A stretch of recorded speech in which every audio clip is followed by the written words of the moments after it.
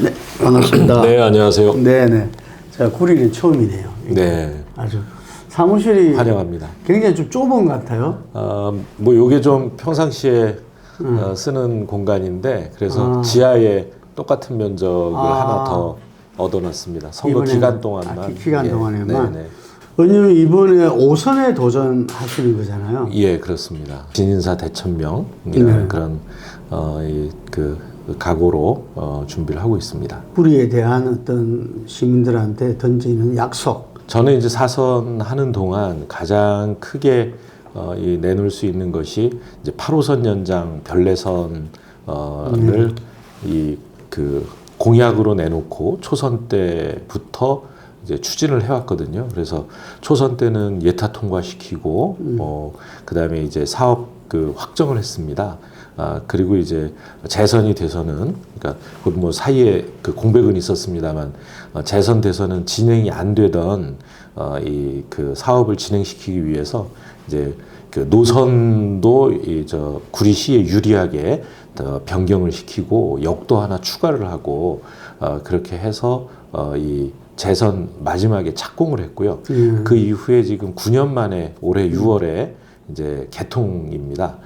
그래서 이제 구리시는 지하철 그 별내선역이 3개나 있을 정도로 그야말로 구리시 전역이 지하철 역세권이다 싶을 정도의 큰 변화가 예정돼 있습니다. 그래서 이 별내선 개통과 더불어서 구리시 발전에 획기적인 계기가 열리게 됐다라고 하는 점을 그 구리 시민들께서 많이 평가를 해주고 계시고요.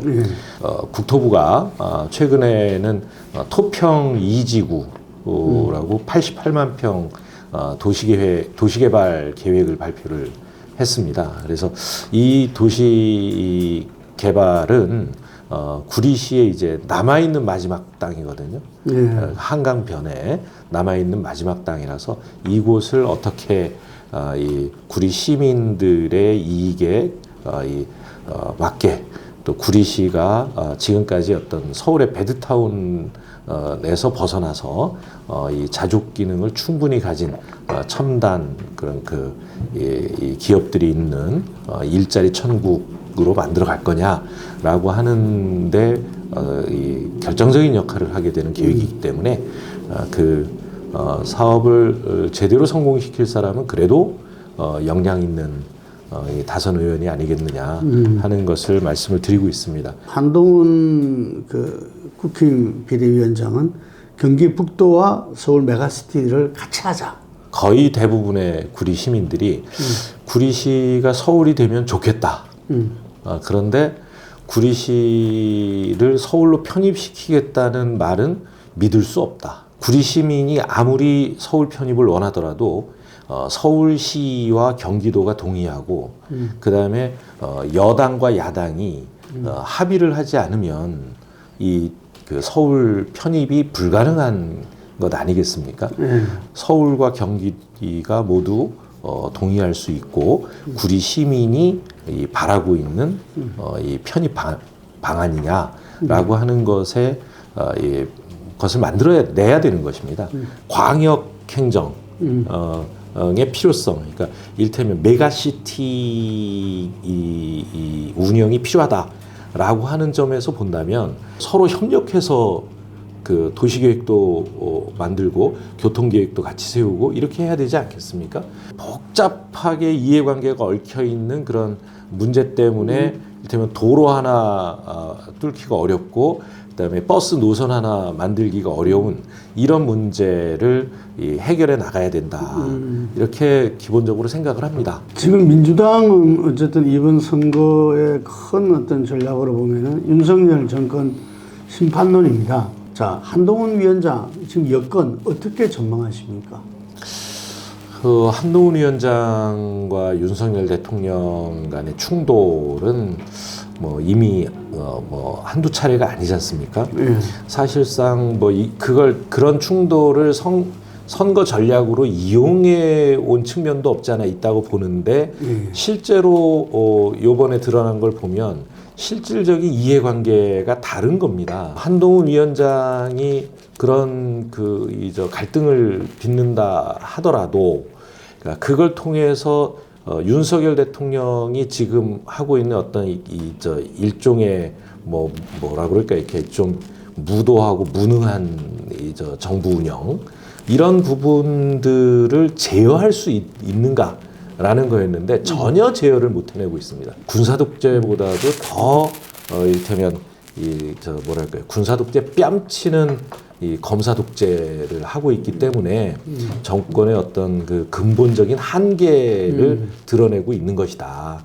그 한계를 한동훈으로서도 어찌할 수가 없다. 이재명 대표도 한 번씩 네. 탄핵의 어떤 의미를 올리고 있어요. 이게 윤석열 대통령의 그 민생 토론회 부분들은 뭐 여러 부분에서 문제 제기가 되어 왔는데 네네. 그래서 고하겠다 이런 입장인데 그건 어떻게 보십니까? 선거법을 엄격히 적용한다면 예. 분명한 선거법 위반이죠. 예, 사실상 선거운동을 하고 있는 것 아니겠습니까? 뭐 그런 부분들에 대해서는 어떻든 선거가 끝나고 나서 면밀히 검토해서 필요한 조치들이 있어야 되지 않나 생각합니다. 그 국힘 공천을 한번 평가해 보신다면은 어떤 기준이나 그 원칙이 없죠. 예, 그냥 이를테면 왜 이 지역은 경선을 하는지, 왜 이 지역은 우선 공천을 하는지. 공천하면은 뭐 민주당이 이번에 공천 이 파문이 심각했습니다. 그러니까 친명 행제, 비명 행사라는 표현은 과도한 표현이죠. 아, 과도합니까? 예, 그 언론에서 친명을 엄청나게 많이 만들어줬어요. 공천 받으면 다 친명이잖아요. 예, 그 다음에 이를테면 단수 공천 받으면 친명이고 경선에서 이기면 다 친명입니다. 우리 당은 그렇게 단일색으로 그렇게 구성되는 당이 아닙니다. 실제로 보면 그러니까 지금 언론에서 친명으로 분류하더라도 친문, 친노였던 분들이 있고 친문이었던 분들이 있고 또 친디제였던 분들이 있고 다양합니다. 시민사회에서 오신 분, 또는 진보정당 경험을 가지신 분 굉장히 많습니다. 근데 공천이라는 게 아무리 시스템 공천을 한다고 하더라도 그러니까 낙천하는 사람들은 낙천의 원인을 자기 자신에게서 찾기보다는 그러니까 밖에서 찾기 마련이고 그러니까 불공정 경선에 이를테면 불공정한 심사였고 불공정한 경쟁이었다라는 것을 부각시키게 되는데 그런 점들을 너무 침소봉대한 그런 이 언론들이 아니었나 싶고요. 시스템 공천을 계속 발전시켜 나갈 것인데 우리 민주당의 시스템 공천의 범위 안에서 그러니까 이루어진 일이기 때문에 이 시스템 공천의 이런 문제는 어떻게 하면 좀 개선해 나갈 수 있는가 이런 것들을 좀 심각하게 논의를 해봐야 될 일이고요. 당원과 지지자들의 그러니까 이 분노 투표가 드러날 때 일테면 이 분노의 대상이 되는 분들이 일테면 그 중에 좋은 분들도 있을 수 있지 않습니까? 예. 그런데 한 측면 이런 부분이 조금 그 허점이라면 허점일 수 있다. 당시에 체포동의안에 가결하고 어쨌든 그런 입장을 가진 분도 다 당을 사랑하고 하는 입장에서 차이잖아. 자기가 어떻게 바라고 가는 차이인데 그런 부분을 당대표가 그런 식의 표현, 행태 이 부분이 상당히 상처를 줬다. 분노의 게이지가 높아지면 다른 부분들이 잘 안 보이잖아요. 그러니까 그런 면이 있고요. 그 다음에 이제 그 의원들의 다변 평가가 일테면 이제 사실 의원들 사이에서는 누가 어떤 정치 행위를 했는지를